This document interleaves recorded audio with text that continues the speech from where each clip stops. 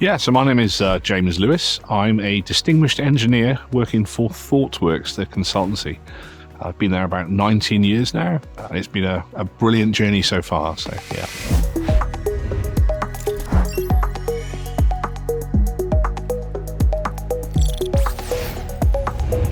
So I've been delighted to be at the Software Architecture Gathering. I have to say, it was fantastic to be invited and an honour to be doing a keynote.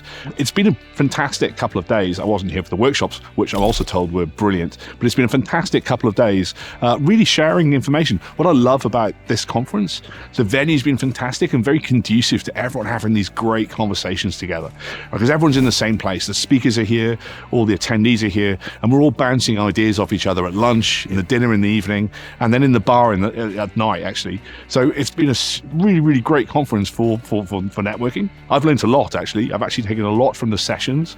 A lot of the ideas in the sessions have resonated strongly with me, and I've taken quite a few ideas that I'm going to then go and use in my own professional life. I'm going to call out specifically Suzanne Kaiser, who's doing some fantastic work on aligning Wardley mapping, domain-driven design, and team structures, team topologies. Coming to something like this, it keeps us fresh, right? It keeps us in a learning mode. It keeps us wanting to advance our craft. And having these conversations makes that process go faster, more effectively. So yeah, it's been a fantastic conference.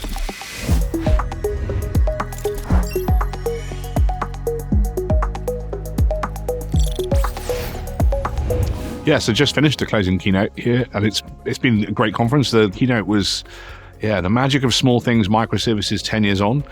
I guess it was a personal journey that I've been on over the last 10 to 15 years about how the idea of microservices came into being from my perspective, the people that were involved in the early days, and then some of the things we've learnt over the years, a sort of opinionated journey through the last 10 years.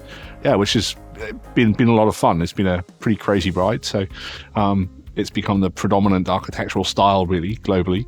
So it's been a crazy journey, and I thought it would be fun for the audience to understand a bit about the background, a bit about the other people involved, the personalities, what it was like at the time building software, and how things have changed over that time. So yeah.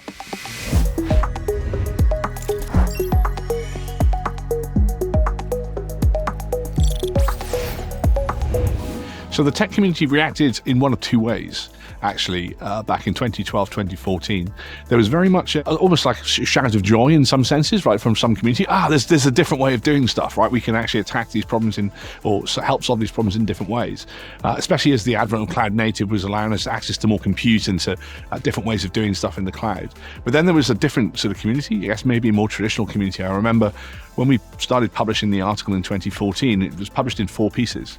And so there's a whole load of people like the SOA, the big SOA companies who were selling lots of big products, who were sort of up in arms. You can't do this, because it wasn't any vendor specific thing. And it wasn't sort of these big bang service-oriented architecture projects that we were sort of espousing. We were talking about, I guess, modern approaches to software engineering and to software architecture. It was an interesting sort of balance between the two reactions, really. I think over time, both of those groups, I guess, have sort of come together as we've learned a bit more about how to do the stuff that we do and how to build these distributed systems out of microservices.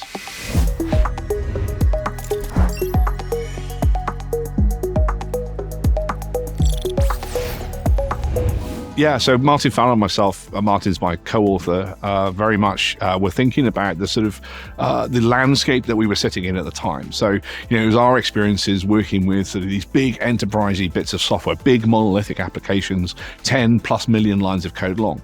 Now, as they evolve over time, they become increasingly difficult to change, and increasingly difficult to do things like scale teams around, and that leads to things slowing down again. We were also facing a lot of problems with integration between systems. So the predominant way of systems integrating at the time with quite heavyweight, quite sort of static integration patterns, mainly based around the web service standards. So things like SOAP RPC.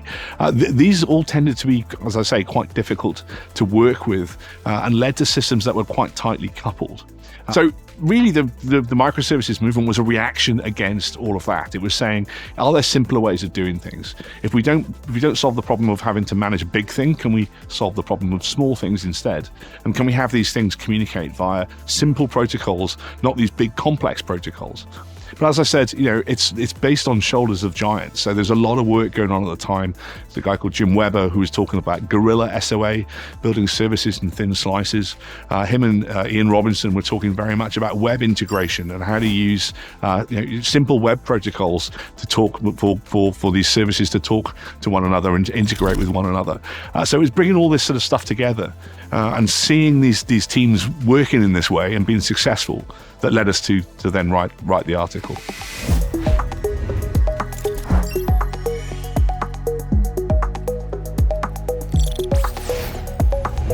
The journey's been fascinating, actually, because right at the start, we were the tools, technologies, languages we were using were a reaction against the status quo. So instead of using these big application servers, for example, we were using embedded servers. We were using things like embedded Jetty and running things from the command line. Instead of installing things into these application servers, we were doing that. But then there were other things happening as well. We were thinking about, as I say, web integration protocols, how we could integrate software more effectively. And we were exploring how to use the cloud. The cloud was really, really new. And AWS in particular, we were starting exploring that 2010, 2011 in ThoughtWorks, certainly in London. And seeing the patterns that were becoming available to us, the new ways of deploying software, the new ways of creating these test environments from scratch or creating production environments from scratch. That was all really, really new and exciting. It led to a lot of progress.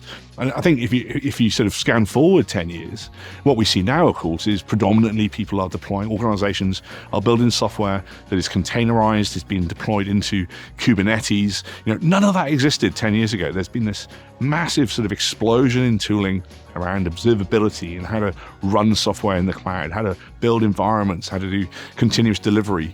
And all of that sort of, has occurred over this last decade. So it was an exciting time back then because it was all new. I think it's still really exciting now because we've now got this new set of tooling that we can use that sort of offers, if you like, the promise that Java had many years ago was that you could write it once and run anywhere. And actually things like containerization and Kubernetes, they sort of almost fulfill that promise. You can put your software in a container, run it on Kubernetes, and it's portable. So yeah, super interesting and exciting journey.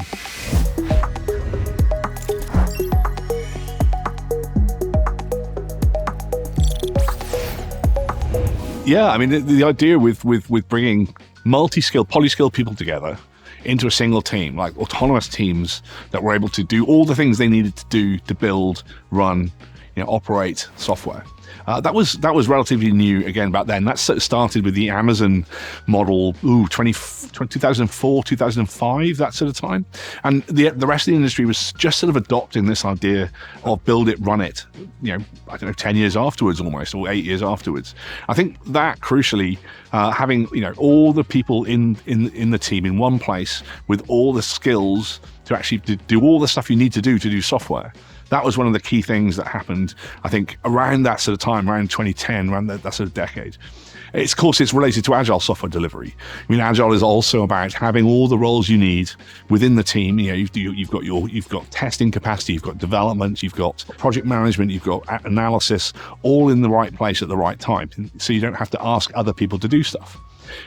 Now, when I look 10 years in advance or forward from that, it's fascinating because so much work has been done on it over the years. The books like Team Topologies have sort of codified how to structure these teams in a way that gives us that gives us a ubiquitous language to talk to each other about it. I can go into a company or two different companies, I can sort of explain about value stream aligned teams, and often now they've read sort of Team Topologies and they'll kind of understand what we're talking about. It seems sort of almost obvious now that actually building teams in that way is fundamental to the success of a project. Back then, not so much, And then, of course, it goes up into the wider sort of concerns around how do you put these teams together in a way that they're decoupled from one another. Because fundamentally, what we don't want is to have two teams who will rely on each other to get stuff done, because that just slows things down. What we want to have is teams that can work independently on software without having to ask other people to do stuff. And that's really, I think, one of the big successes over the last 10, 12 years. I'm not saying that was because of microservices at all. It's, again, a parallel stream of things that were happening, a movement towards using the cloud, being able to stand up environments, but the sort of team autonomy ideas. And the lovely phrase from L. David Marquette in Turn the Ship Around, which is you should move authority to where the information is, not information up to authority. The idea that actually we need to give the people who are doing the work all the information they need to be successful at doing the work, as opposed to them having to ask for permission from somewhere else all the time.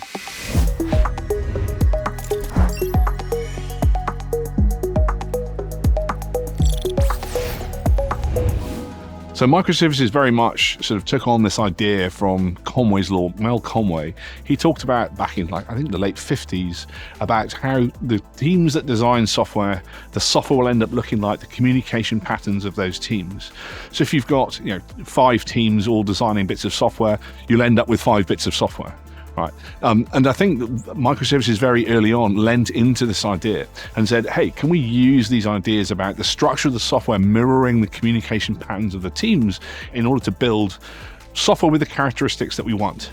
I guess you ask most software architects what properties they most look for.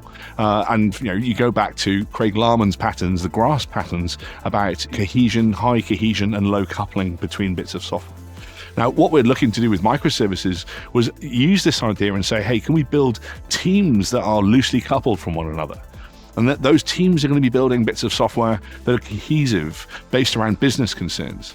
And when you do that, hopefully the software then will evolve over time to also be cohesive and decoupled from one another. And I think that's been actually one of the great things that's happened over the years, is we've really lent into using Conway's law as a way to structure organizations, or certainly a way to structure software development organizations building software.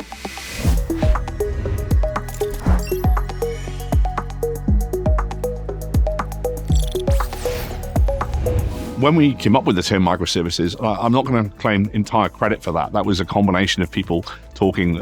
Some of my colleagues were talking, some people at an architecture workshop I was at came up with the term microservices. But then when we wrote about it and it was put down, in a canonical form on Martin Fowler's website, and when Martin names something, it stays named, right? That's one of the things about his website. It's a sort of canonical source of information. So microservices it was. There were other options at the time. Adrian Cockcroft was talking about fine-grained service-oriented architectures. Stefan Tilkoff was talking about self-contained systems. Fred George was talking about nanoservices. But we ended up with microservices. Now, one of the questions I get over the years, the most number of times over the years, is how big should a microservice be? And that's related to the fact that size is in the name, micro. So I do wonder whether we made the wrong choice, because really there's no right answer to how big a microservice should be. It should be small with a single responsibility. I should be able to understand what it does. It should have a single business reason to change. And that could be 2,000 lines of code. It could be 5,000 lines of code. It could be 100 lines of code. So to have some metric is really, really difficult. And that's why, looking back, I wonder whether micro was maybe the right name. Maybe we should have chosen something else. But as I say, microservices it is. That's what we've got 10 years later.